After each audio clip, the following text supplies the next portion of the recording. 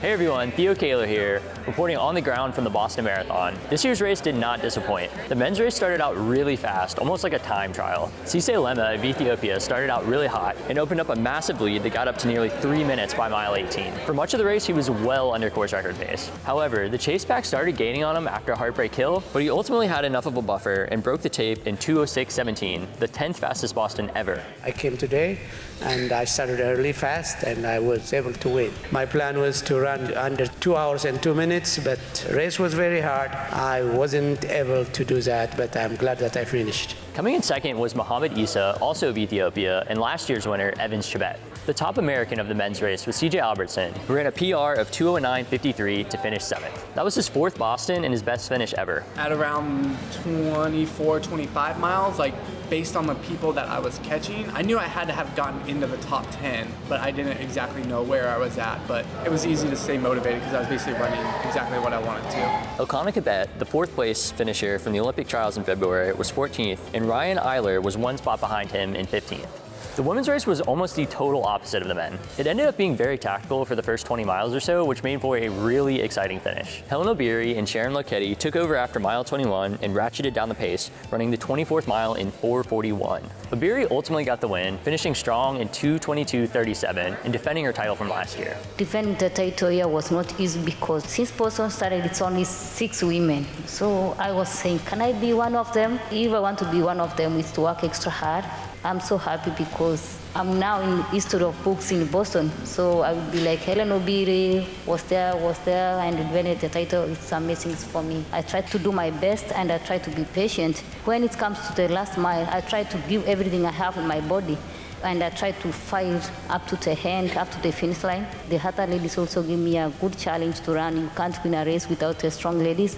So they give me a good challenge, I can say. Lokedi took 2nd place, just 8 seconds back. Boston is not easy.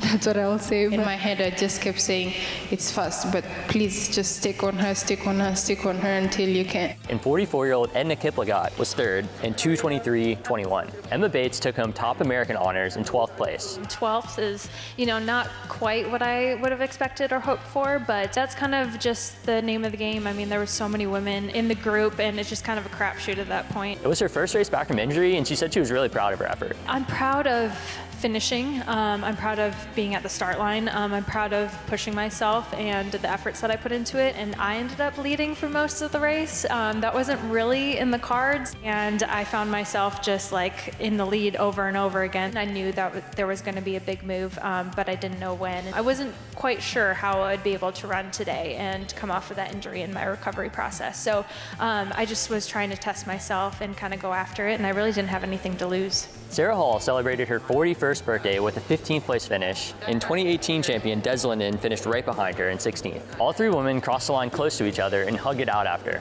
I didn't know where they were finishing, so just seeing them coming across that line right after one another was incredible. Des came up at mile 15, and she came to the front. I was leading at the time, and she had asked me, what pace are you running? I was like, I think 5:30s, and so she's like, okay, let's do this. And then hung in there and started pushing the pace with me for I don't know, it was a mile or so, and then all of a sudden she was gone. I was like, what?